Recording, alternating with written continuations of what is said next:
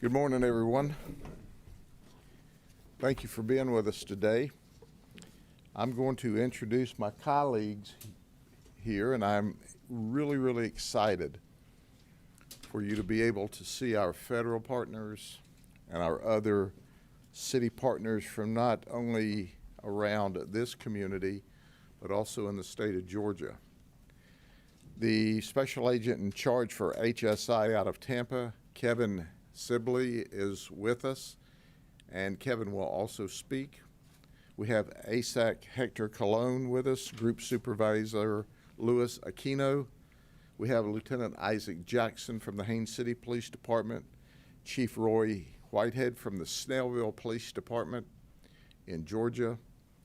We have with us from HSI Atlanta, the Group Supervisor Thomas Cadwalder. And Border Patrol, we have Patrol Agent in Charge Glenn Lindell and Javier Lopez. And you go, why all these people? Because all of these agencies and more were involved in this operation. This was an extensive operation. So I want to start by laying out for a few minutes how significant this investigation was. As you know, I've been with the Sheriff's Office my entire adult life, and this is the largest methamphetamine seizure in the history of the Polk County Sheriff's Office. And the largest seizure included 1,342 pounds of liquid methamphetamine. It was transported in buckets like these. Now, I want to make sure everyone understands that Home Depot is where America shops, to include the dope users, okay? So obviously Home Depot didn't have anything to do with this other than they sold the 5-gallon buckets that transported this drug. 1,342 pounds or 120 gallons of liquid meth. In addition to that seizure, we also seized 63 kilos of crystal meth and 25 pounds of THC gummy bears and hard candy. Did you hear what I said? You know, that low-level, nonviolent, marijuana-related drug that was supposed to be legalized only for the very sickest, and they just happened to make it in gummy bear and hard candy. 25 pounds of it was coming to this county and ultimately would have been marketed to your children. In addition to that, there was 2,544 Xanax pills seized as well. We're going to give you the details in a few minutes. But the street value on all of this is about $54 million. Let me underscore that, $54 million. And we're going to talk just a minute about some of the cartels. And we're going to explain to you why one of the cartels is not very happy today, because their folks got caught with a whole lot of drugs. So the cartel lost a lot of drugs. And in addition to that, they're going to jail for a long time. But let me give you a history lesson for just a minute and take you back. The Juarez cartel is operated by Pablo Ledesma. And obviously, he's from Juarez, Mexico. This is an old cartel. It was established by Pablo a long time ago and are those who came before him. Pablo is currently wanted by the federal government. In fact, there is a $2 million bounty for his arrest. That's right. Any of you watching today would like some money? The federal government will give you $2 million to tell them where Pablo is. Then there's the Sinaloa cartel. The Sinaloa cartel is a larger cartel than the Juarez cartel. And you know this, it's a household name in drug running. El Chapo Guzman runs that cartel. El Chapo is currently residing in a federal prison in the state of New York, but his cartel's still alive and well. So what do we need to know about those two cartels? First and foremost, they're at war with each other. The Sinaloa cartel is trying to take over the Juarez cartel. They are in the process of murdering each other and murdering other people and murdering innocent people that get in the way. They're doing things such as decapitating. They're hanging the opponents from bridges by the neck to make sure that they send the message of how serious they really are. The operation we're going to talk to you today is drugs that came from the Juarez cartel. We call it Operation Dirty Water. And here's how it began. On January the 8th, we had a mail package that was sent from Ontario. This is a multi-country operation. This package flowed down to a reception center in Tennessee and then ultimately was to be delivered in Winter Haven, Florida. In that package were 2,544 Xanax pills that were coming to Amber Cason. Working with our federal partners, once the drugs were intercepted, it was sent to us. We set up a controlled delivery, and ultimately we arrested Amber, and you see her on the wall here. From that, on January the 14th, when the delivery was made, the next step in this operation was on March 13th, when 26 pounds of meth was delivered to our undercover agents by Jennifer Mears from Stone Mountain, Georgia. That's right. All right, are you ready for this? Because you can't make this stuff up. I didn't start out with once upon a time in a land far away, because it's true, even though it seems like it should be some kind of horrible fairy tale. She was released from federal prison for a 10-year stretch on January the 20th of this year. And on March the 13th, she's delivering meth in Florida while she's still on 5 years of probation. Did you hear what I said? I didn't stutter at all. We have information that she was immediately delivering and carrying meth for the Juarez cartel just as soon as she got out of prison.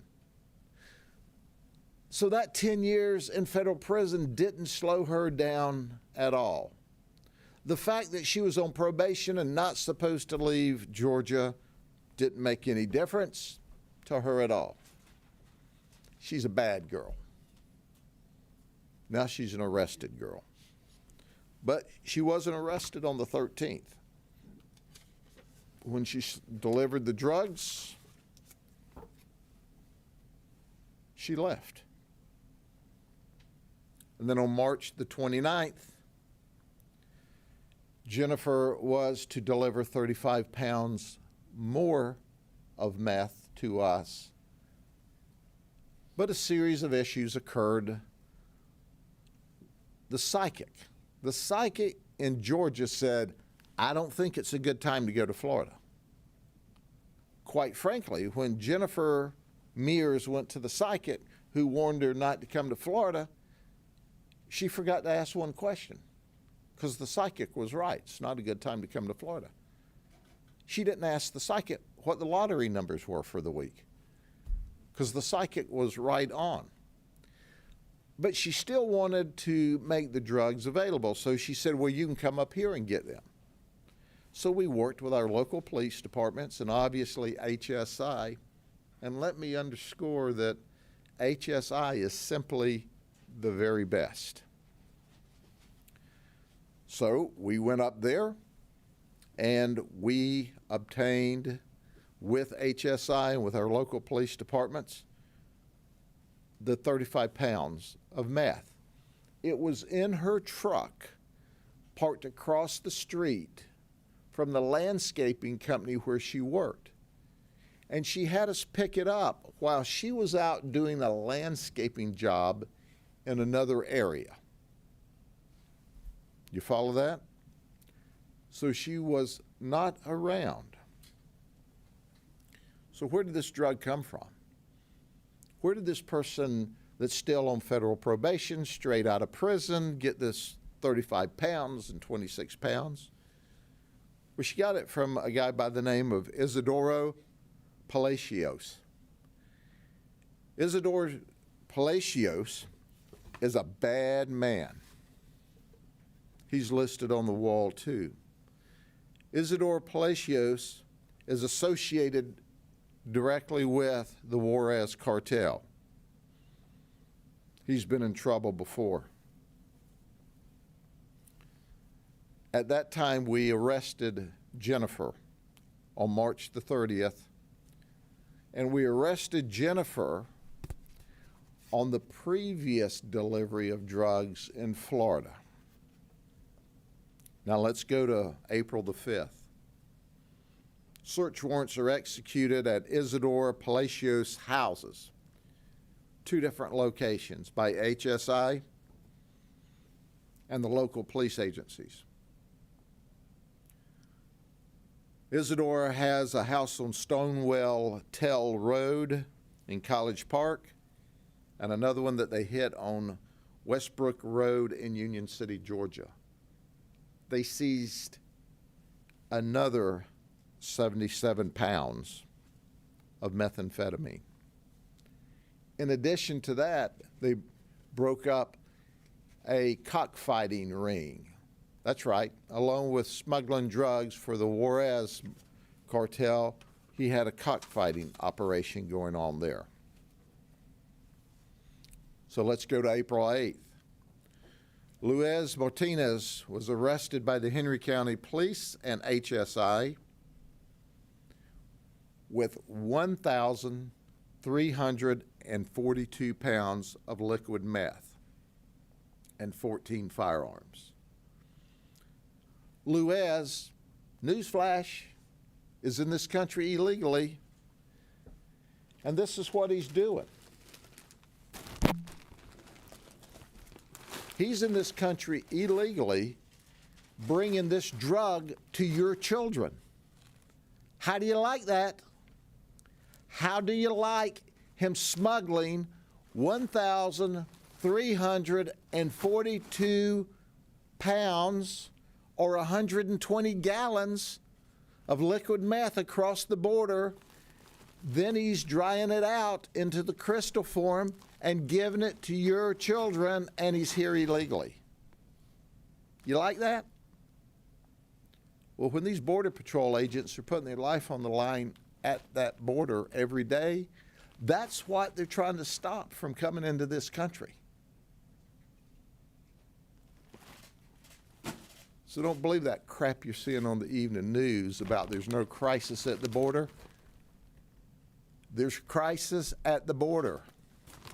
It's in the form of children. It's in the form of drugs that they're coming to infect our children with.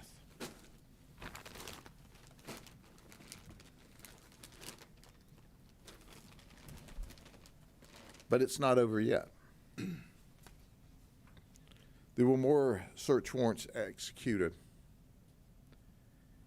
And when we went to Herndon Road with HSI and the local authorities, we didn't find any narcotics at that house, but here's what we found. We found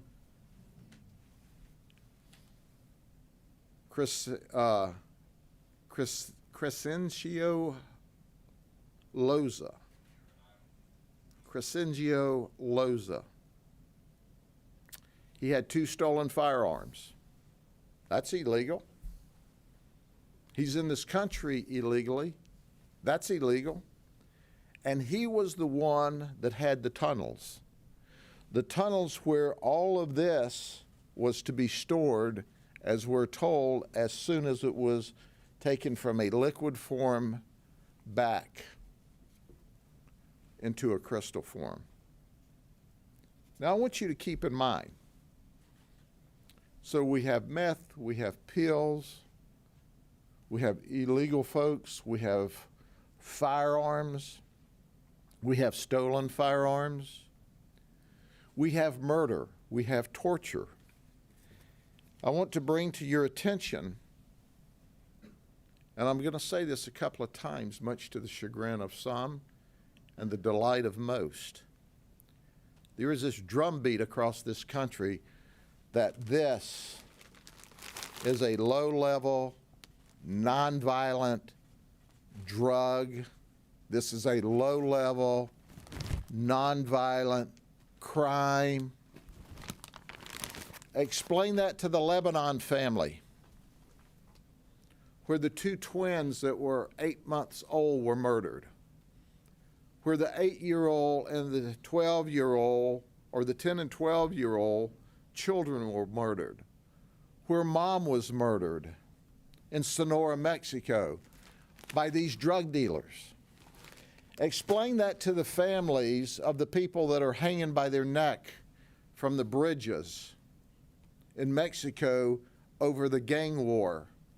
You know, there would not be any gang wars and fights if there wasn't a market in the United States and around the world for this stuff. So the next time someone tells you that this is all low-level, nonviolent, know a couple of things. Either one, they're totally ignorant. 2, they were born and lived their entire life under a rock. 3, they're misleading you at best and lying to you about the danger of drugs, from the use of your children right on up to the trafficking amount. Well, there's one guy on the pictures here we haven't talked about yet. Brian Thomas Stanton, he's 37. Guess where Brian Thomas Stanton resides today?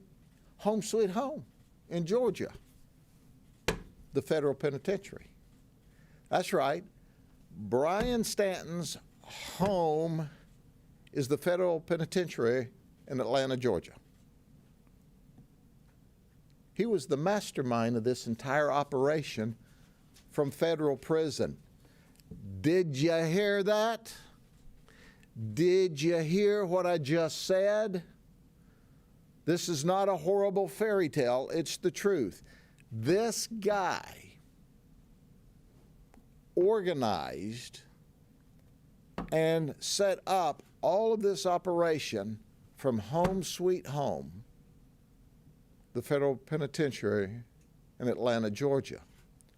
Isn't it nice that that's where he resided, since heck, Atlanta is reported to be the meth distribution center for the Southeast United States for the gangs out of Mexico.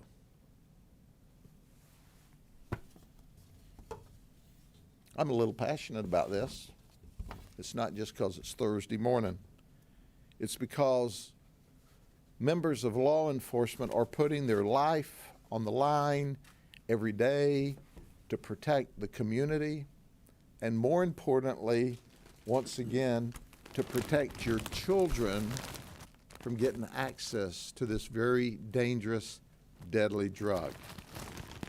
We'll accept questions, but before we do that, once again, I want to introduce to you one of my colleagues who has a great deal of experience in law enforcement at the federal level, is a professional in the truest sense of the word, and because of his leadership and his eagerness to help us with this operation.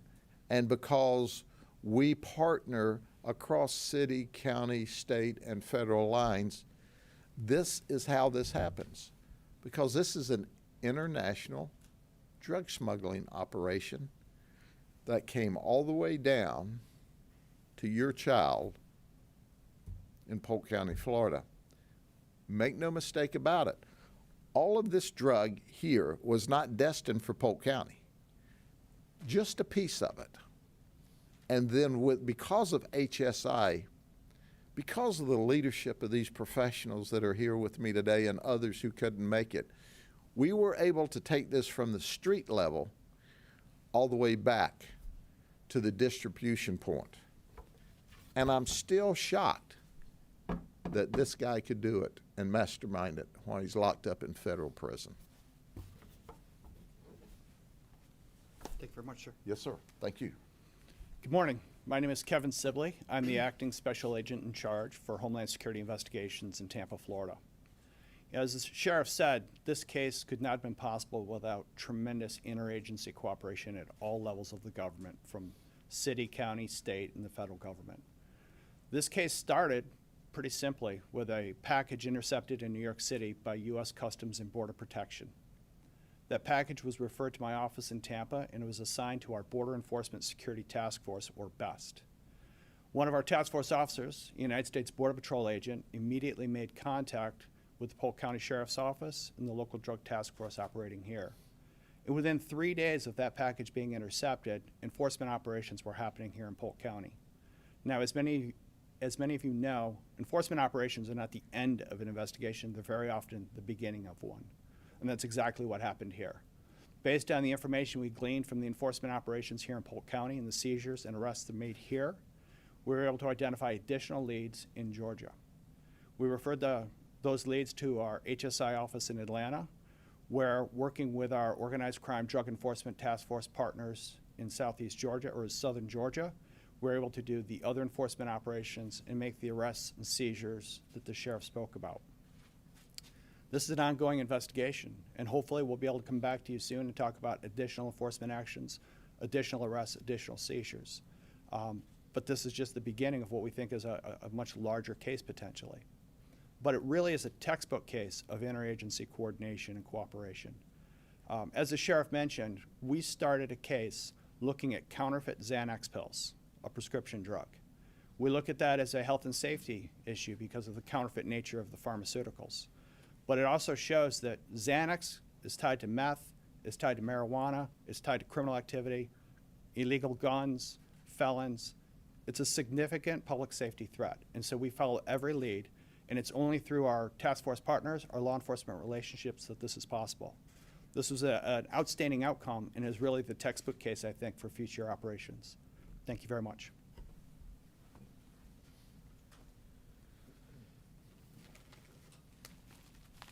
Here's where it all started, with the work of the federal government with these pills. And it led to this, and it led to that. And it was ultimately going to lead to the doorstep in Polk County to children. Any questions? How many people were arrested in total? How many people were arrested in total, and then how many of those were arrested in Polk County? We'll have to add them up for you. I didn't, they're on the walls here. But not that many. What, 8? Something like that? 6? How many is on that chart? 6 over there? Any Polk County folks? The lady from Winter Haven on Exercise Avenue in Winter Haven. 1. Any other questions? Yes, ma'am. Is this the accurate amount of buckets that it would have taken? That's the accurate amount of buckets. Yes, ma'am. Can you tell me, cartel presence is expanding in Central Florida? What are the trends?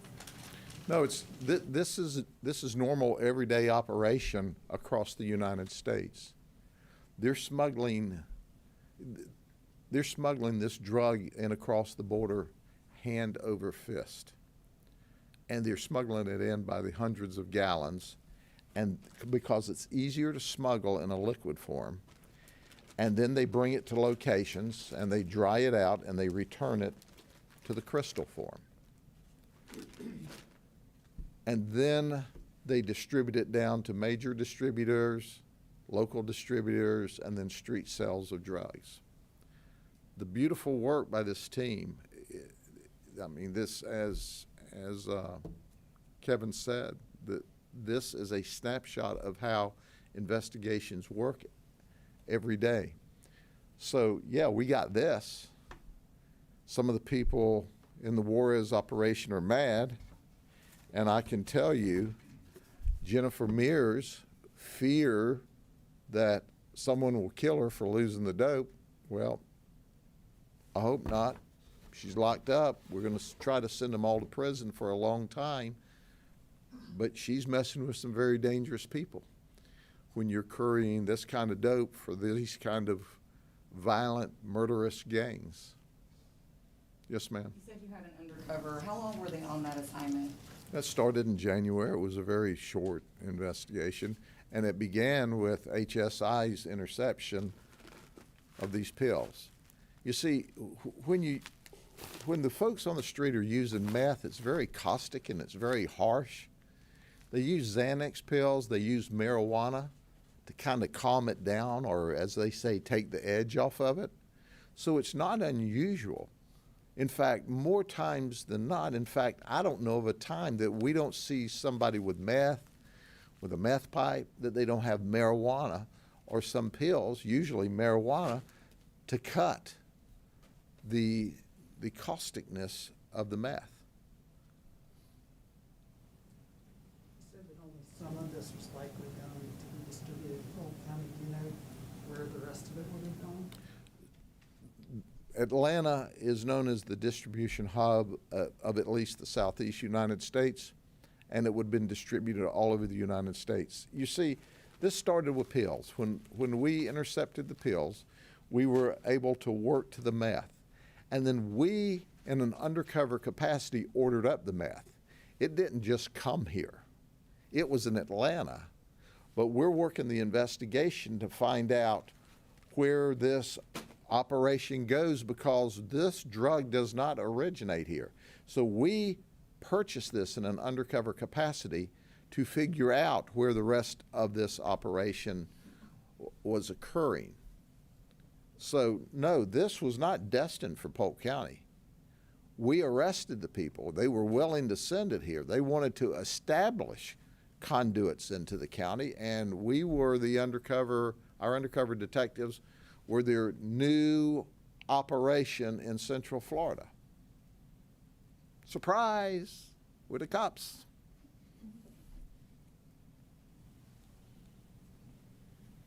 Okay? You mentioned Haines City. How was Haines City? Haines City is part of the task force, the HIDTA task force. It was the Polk County Sheriff's Office HIDTA task force. The police departments, both city and county police departments in the Georgia metro area. HSI was our umbrella authority and actually was involved in the investigation from the very beginning and allowed us to get a toehold in this with them. But that's what we do every day. That's what you don't see. You see this garbage on the local news, and you don't see what's really happening. You don't really see the men and women that are protecting your children. You don't see good America. You just see flashpoints of what's occurring around the country.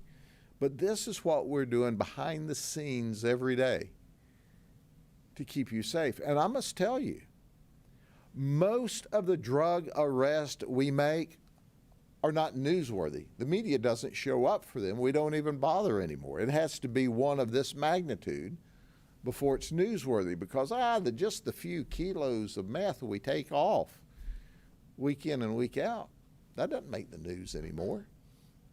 But we're doing all that all the time in addition to these major operations. This is a major transnational narcotics investigation,